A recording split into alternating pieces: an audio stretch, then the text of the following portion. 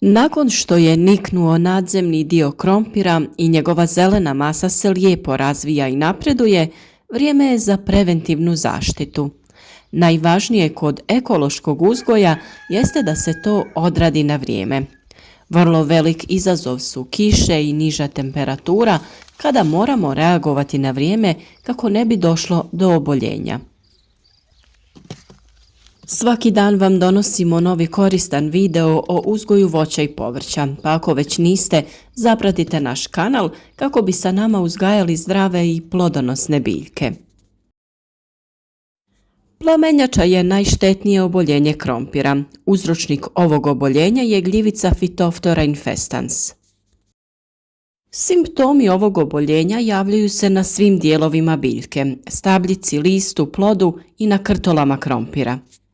Na otvorenom se simptomi pojavljuju od maja do septembra, ali pošto je razvoj ove gljivice u zavisnosti od temperature i vlage, pojedinih godina kada je nedovoljno padavina i sa izrazitom sušom, pojava bolesti može izostati. Prvi simptomi se javljaju na donjem lišću u vidu nepravilnih vodanastih pjega. Ukoliko je vrijeme dovoljno vlažno, pjege se brzo šire i zahvataju veću površinu lista. S naličja lista javlja se bijeličasta prevlaka na ivici pjege. Kada su uslovi za razvoj gljivice optimalni, bolest se veoma brzo širi i zahvata cijelu biljku. Biljke postaju nekrotične, trule, karakterističnog su mirisa i imaju izgled kao da ih je neko prelio vrelom vodom. Krtole krompira također mogu biti zaražene. Plamenjača se sa lista prenosi na krtole, ali i obratno. Infekcija krtola se ostvaruje kišom ili prilikom vađenja. Na površini se uočavaju tamne pjege koje su malo udubljene. Takve krtole u skladištu trule, a ako prežive postaju izvor zaraze za sljedeću godinu. Na primjer, na paradajzu simptomi se javljaju na listu, stablu, granama, zelenim i zrelim plodovima. Simptomi se ispoljavaju na isti način kao i na krompiru. Ukoliko je zaražena stabljika, biljni dijelovi iznad se suše. Na plodovima se javljaju tamnije pjege koje se postepeno povećavaju dok ne zahvate cijeli plod. Na njima se u optimalnim uslovima može javiti micelijska bijela prevlaka. Samim tim nameće nam se pitanje kako zaštititi usjev od plamenjače. Naime, gljivica prezimljuje u formi micelije na zaraženim krtolima u skladištima, na krtolama zaostalim u polju. Da bi se simptomi plamenjače pojavili, treba da se ispune određeni uslovi. Za njen razvoj potrebna je povećana vlažnost, a infekcija se najčešće ostvaruje nakon kiše. Potrebno je da je vrijeme oblačno, da rosa dugo ostaje na biljkama i da je noćna temperatura između 10 i 12 stepeni, a dnevna između 20 i 22 stepena. Ukoliko se dogodi da se u isto vrijeme ostvare određeni uslovi, najvjerojatnije je da će doći do pojave i razvoja plamenjače na krompiru. Da bi zaštitili usjev od plamenjače, potrebno je učiniti nekoliko stvari. Za sadnju treba izabrati odsjedite parcele koje nisu u sjeni. Na ovaj način izbjećemo dugo zadržavanje rose na listovima. Važno je i poštovati plodored. Najbolje je da biljke iz porodice Solanaceae, krompir, paradajz i patliđan dođu na isto mjesto tek nakon 4 do 5 godina. Vrlo je važno na parcelama uništavati samonikle biljke krompira. U jesen uklanjati biljne ostatke jer mogu biti izvor zaraze za sljedeću godinu. Upotreba zdravog i dezinficiranog sjemena i krtola je od ključne važnosti. Potrebno je birati i sorte koje su prirodno otpornije na ovu gljivicu. Kako bi naše biljke zaštitili na vrijeme, bitno je da se vrši redovni pregled, najbolje u jutarnjim satima dok je rosa, jer se tada simptomi najlakše uočavaju. Kod sjetve i sadnje potrebno se pridržavati optimalnog razmaka. Na taj način će se biljke brže sušiti poslije kiše i neće biti preblizu jedna drugoj.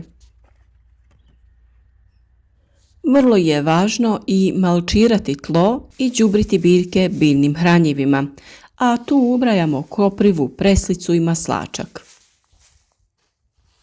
Kod ovakvih oboljenja preventiva je najbitnija, zato se preventivno biljke poslije svake kiše trebaju tretirati raznim pripravcima ili odmah preventivno razmacima od 7 do 15 dana. Vrlo je važno i da je tlo obrađeno kako treba i da je bogato hranjivima, kako bi biljka mogla da se kvalitetno razvija. Dobro uhranjena biljka je i zdrava i otporna na oboljenja i napad štetnika. O načinu sadnje i općenito uzgoja krompira već smo dosta govorili, pa takve videe možete pronaći na našem kanalu. Preventiva je kod ekološkog uzgoja najbitnija, pa vam upravo zato donosimo najkorisnije pripravke i recepte kako ih napraviti. Jedan od takvih je i pripravak od mlijeka. 1 litra mlijeka razredi se sa 10 litara vode. Ovako pripremljen preparat mora se odmah upotrijebiti.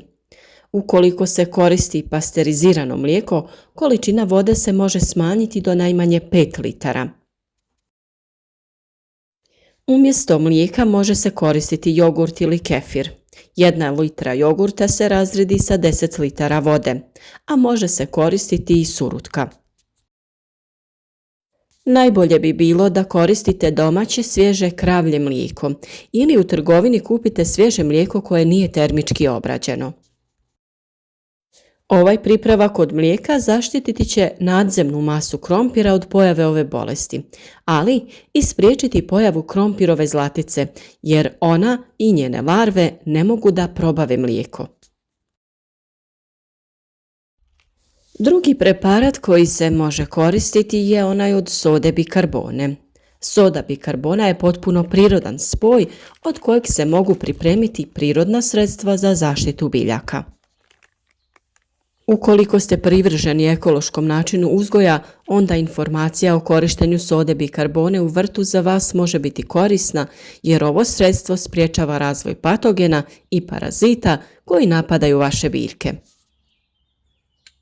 Soda bikarbona je natrijev bikarbonat i ljudi se često pitaju da li je ona prirodan spoj. Da, ona je potpuno organski dodatak vrtu i zapravo je hemijski spoj koji se nalazi u izvorima i gejzirima. Djeluje tako da povećava pH lišća i na taj način onemogućava klijanje gljivičnih spora. Koristi se u zaštiti povrća, voća i cvijeća od štetnika poput stjenica, crvenog pauka, puževa, lisnih ušiju i bolesti kao što su pepelnica, plamenjača, antraknoza i crna pjegavost.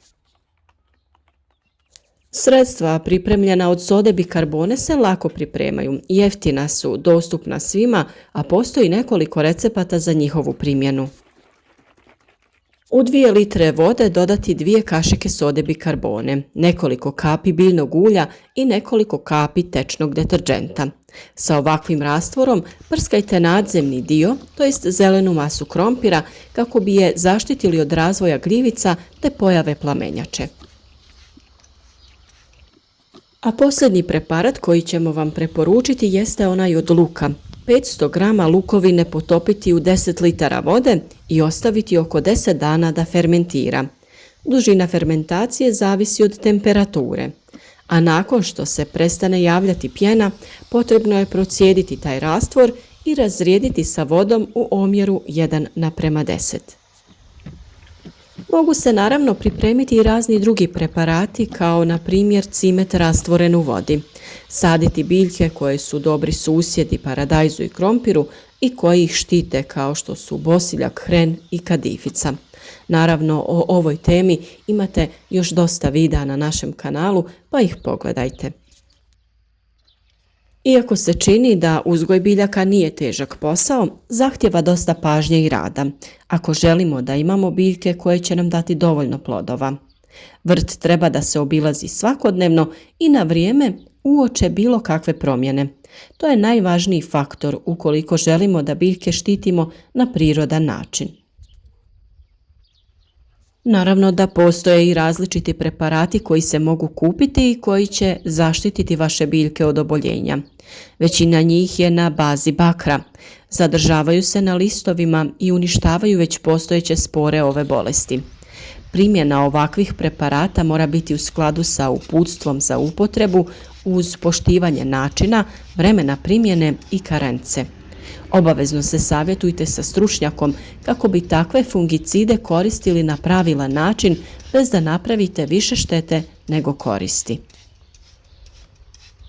A naša preporuka je uvijek da se na vrijeme krene sa prirodnom zaštitom jer samo na taj način možemo zaštititi naše biljke. A za još sličnih savjeta zapratite naš kanal i uzgajajmo zajedno jake i otporne biljke.